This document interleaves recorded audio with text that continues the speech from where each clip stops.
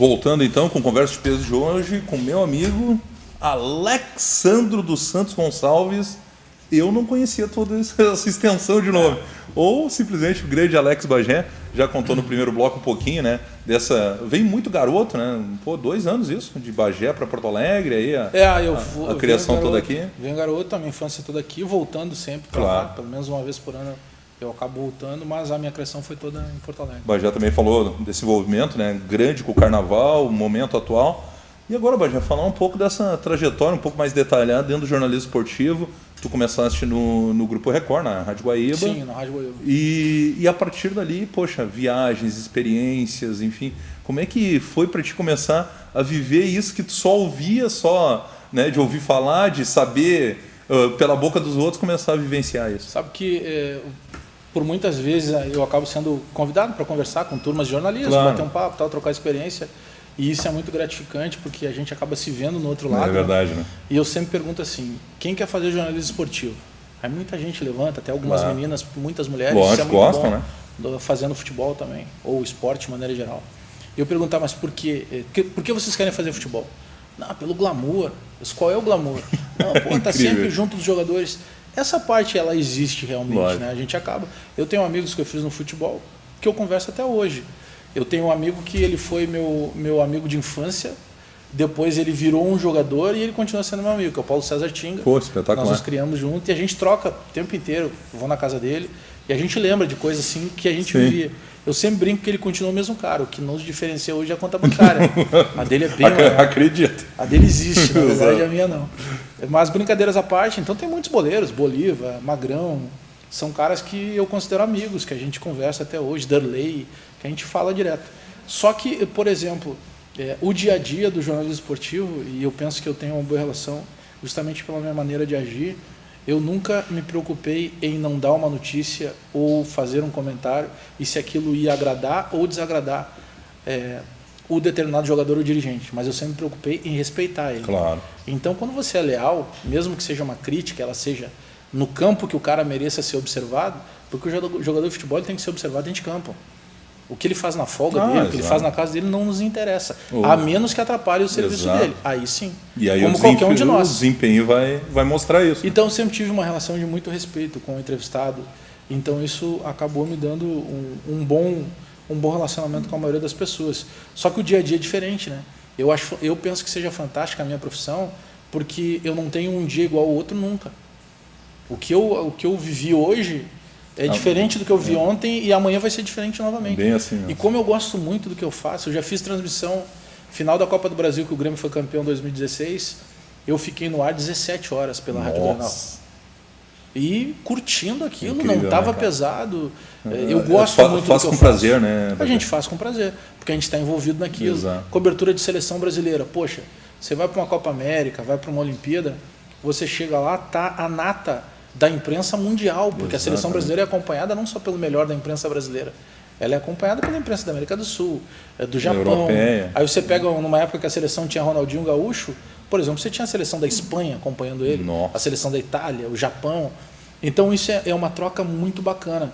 Mas ao mesmo tempo que ele te dá uma satisfação muito grande, te dá uma responsabilidade o tempo inteiro. Né? Você está falando, você nunca sabe se está falando para 10 pessoas ou se está falando para 1 milhão. E o profissionalismo tem que ser o mesmo, né? Tem que ser o mesmo. Dependendo do que ocorre. E até tu tocaste num ponto importante, e conversando também, principalmente lá na Rádio Galera, né, onde eu estou, tem muita garotada, pessoal novo, enfim, e justamente tem essa questão, parece que ainda se glamoriza muito a profissão do jornalismo esportivo, né? Pela proximidade com ídolos, né? Exatamente. Pessoas que estão... Mas tem o outro lado, né? O dia a dia, muitas vezes, entre aspas, e eu lembro quando eu fui entrar para o jornalismo esportivo como assessor de imprensa do Aimorense Leopoldo, e o gerente da época me disse uma situação que realmente ocorreu e ele tinha toda a razão. O futebol ele te suga muito. Porque tu não tem sábado e domingo, tu não tem feriado, inteiro, né? Tu vai perder festas de família, enfim. Pega, por exemplo, um clássico essa vida Grenal. social. Pega um clássico Grenal. Um dia antes do Grenal, o Grenal é domingo, no sábado, eu não vou para festa nenhuma, minha esposa sabe disso. Sem dúvida. Por quê? Porque eu tenho que preservar minha voz, porque se eu dormir pouco, por exemplo, se eu durmo pouco, eu perco voz. Dormindo pouco, eu preciso dormir. preciso dormir 4, 5 horas, mas eu preciso dormir, senão eu perco voz. Então eu não posso virar à noite, nem que seja num churrasco com amigos. Exato. Se eu beber gelado, eu não vou ter condição. Pior ainda. Eu estou me preparando, pegando dados, pegando toda uma situação para estar bem informado. Nós temos uma responsabilidade muito grande. Eu, por exemplo, como trabalho com rádio, eu dependo da minha voz. Então, se eu tenho um ataque de sinusite, qualquer coisa que me tire a voz, eu entro em desespero porque eu não consigo trabalhar. Então, o dia a dia é muito puxado. Com a facilidade da internet, eu, por exemplo, ontem estava conversando com o Kleber Xavier, auxiliar técnico do Tite, via WhatsApp. Só que daí, poxa, na Copa do Mundo, a Rússia, o fuso horário é diferente do Brasil. Então, quando eu falo com ele, ou ele está de madrugada ou eu estou de madrugada. Então, a gente não desliga o tempo inteiro. Às vezes você está na mesa do jantar e eu tenho esse hábito ruim. E até em função da SEG, pode alguém daqui a pouco mandar uma mensagem que seja urgente e eu preciso estar olhando o tempo inteiro. Então, você não desliga nunca. Sabe que uma experiência forte foi quando deu a tragédia com a Chapecoense, que foi na madrugada, né? E aí começa a entrar mensagens via WhatsApp, enfim. Poxa, e aí tu se liga e vai pro ar e começa a passar notícia. Não para mais. E não para mais, exatamente. É bem por aí. E a gente não consegue desligar disso, né? Se você pegar, não sai da cabeça, fica o tempo inteiro. Eu tive em 2007 um crescimento profissional numa cobertura que foi muito dura, que foi quando teve o avião da TAM, o JJ do voo JJ 3054, que sai de Porto Alegre e tem um acidente fatal. Inclusive o ex-presidente do Inter morre nesse. Paulo Rogério Amoretti. E eu fiz toda aquela cobertura, então foi uma coisa pesada, me deu um crescimento profissional. Claro. Mas é complicado, você tem que... E aí separar o profissional do emocional. Isso vale para tudo. Você daqui a pouco está vendo um jogo, pode ser o teu time, sai um gol e aí você faz o quê? Comemora? Exatamente. Não pode. tem que ter todo esse controle emocional. Alguma história que tu lembre, assim, que possa compartilhar com os telespectadores, pessoal, que alguma coisa pitoresca ou alguma dificuldade que... Bom, tem com certeza, muitas, né? Mas uma que é muito engraçada, assim, que eu lembro, estava acontecendo uma final de Copa da Federação Gaúcha no Bento Freitas, jogo Brasil e Caxias, 2007. E aí tá terminando o jogo, eu estava fazendo reportagem pela Rádio Guaíba e estava narrando o Geraldo Andrade, que é morador aqui do Vale do Sul. Isso, entrevistei ele há poucos dias. E aí aconteceu um tumulto nas arquibancadas do Bento Freitas e aí saem 2 policiais da Brigada Militar, um senhor e esse senhor com uma criança no colo, um menino. E aí o Geraldo Andrade diz, Alex Bagé, que está próximo do gramado. E aí eu entro no gramado correndo e falando com ele, não, estou chegando aqui, estou aproximando. E ele, o que está acontecendo? Relate aí o que está acontecendo. Sim. E aí eu vi que esse senhor, ele estava com um machucado no meio da testa muito feio. E eu comecei a relatar, Geraldo, estou chegando aqui, mas dá para notar que o senhor está com um machucado muito feio, Geraldo. Pensa no machucado feio e tal. E fui relatando. E aí quando eu cheguei, eu perguntei para eles, vem cá, o que aconteceu? O senhor foi agredido? Não, quero agradecer a Polícia Militar, ele me disse, que me ajudou aqui com meu filho tem 2 anos. Eu digo, mas eu estou vendo que o senhor está muito machucado. E, olha, Geraldo, é muito feio o ferimento que ele tem na cabeça, o que houve, senhor? E ele olha e disse assim, não, eu não tenho ferimento, isso aqui é um sinal de nascença. Cara, era muito grande, Sensacional. Fora de brincadeira, era quase, imagina uma bola de beisebol, assim. E eu relatando aquilo e achando, ele foi atingido por alguém. Então, o rádio ao vivo, ele te produz isso. Né? E acaba acontecendo várias situações. Teve uma entrevista, o Internacional perdeu o Grenal de 5-0, aquele Grenal na Arena. Sim, 2015. E aí o presidente Vitório Pífero tinha na quinta-feira demitido o Diego Aguirre. Exato. Aí na segunda-feira de manhã eu chego na Rádio Grenal, peço à produção, põe no ar o presidente Vitório. Mas já tá louco, ele falou ontem, põe no ar porque ele está tentando trazer o Mano Menezes. Depois eles iam para o Chile, tentar o São Paulo. Isso. E eu e o Rafael Serra apresentávamos. E aí nós começamos a entrevistar e eu fui instigando o presidente Vitória e deixando ele bravo. Daqui a pouco, quando o Serra faz uma pergunta para ele diz que o Serra tem pouca inteligência, chamou o Rafael Serra de burro e desligou o telefone.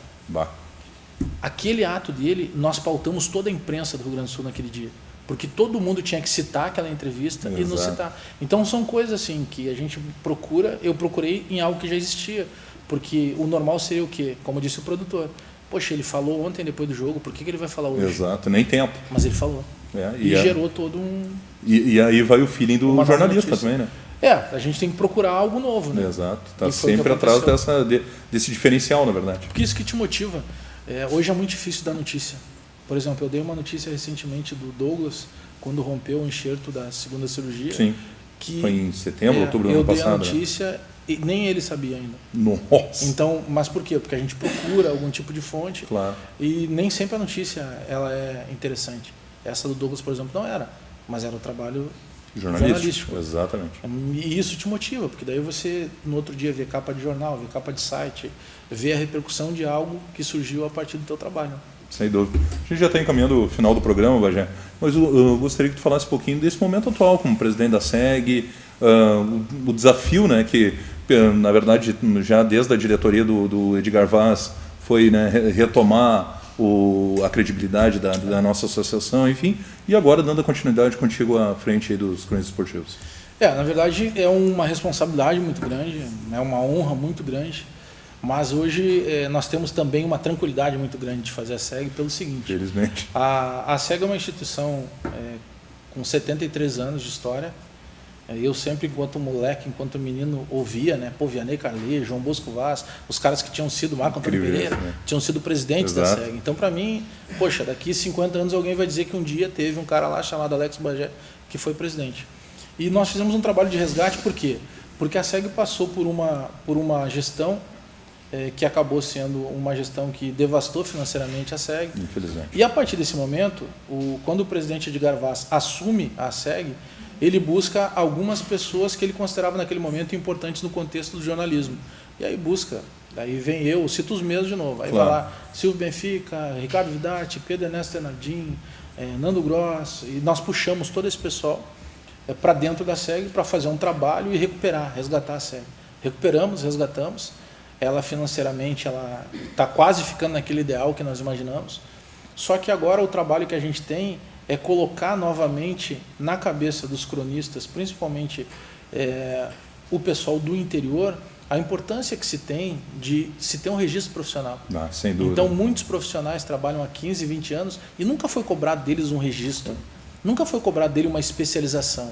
E nós precisamos ter de certa forma, também uma falha da própria SEG. Uma falha da SEG lá de trás. Exato. Que agora a gente está tentando filtrar. Exato. Então tem muito trabalho. Você imagina que hoje a SEG é a única associação brasileira, entre todos os estados, só no Rio Grande do Sul, que é a Associação do Rio Grande do Sul, que é a SEG, tem lá uma sentença favorável contra a CBF para que faça... E brigar contra esse status quo não é fácil. Para que faça o credenciamento. Então é um trabalho muito árduo, complicado, mas que está nos dando... primeiramente uma experiência muito grande e a gente está tentando tratar todo mundo igual. Lá eu trato as pessoas pelo registro profissional e pelo nome. Eu não trato pela emissora. Então se o cara está na maior emissora do estado e chega outro que está numa pequena rádio que está começando, para mim, ele tendo o registro, ele vai ser tratado da mesma maneira. Ele precisa ter o mesmo direito de trabalho. Então é isso, mas graças a Deus já está tendo um retorno bacana. São brigas difíceis, claro. Você tem que brigar com a Comebol, por exemplo, quando vai para uma Libertadores. Você tem que brigar com a CBF quando vai para um Campeonato Brasileiro. A Federação Gaúcha de Futebol é um pouco mais tranquila, a gente tem um vínculo direto com o presidente Noveleto. Mas é gratificante, assim, é muito bacana. Acho que a proporção da responsabilidade é a mesma da satisfação.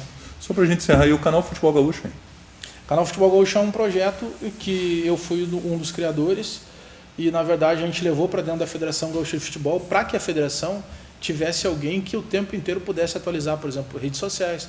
Hoje você vai no Twitter da Federação Gaúcha de Futebol, ele tem notícia nova. Você vai no site, ele tem notícia nova. Tudo atualizado. Existe um ranking de federações, de páginas de Facebook, que quando nós pegamos o projeto em setembro do ano passado, a Federação Gaúcha de Futebol não estava nem entre as 20 primeiras. Nossa. Em número de seguidores. Tinha 2 mil seguidores. Sim. Hoje nós temos quase 130 mil seguidores. Poxa. E nós só perdemos para São Paulo, que tem mais de 400 mil, mas que tem esse projeto há 10 anos. O nosso projeto é de setembro para cá. Pô. Então deu um crescimento bacana e às vezes não tem tanta audiência, por quê? Porque o que dá mais audiência? Falar do Barcelona ou falar do Ipiranga de Erechim? Lógico. Então tem esse complicador. Mas hoje você consegue buscar notícia do União Frederiquense, do Guarani de Camaquã. Então a gente conseguiu entrar diretamente no futebol do interior.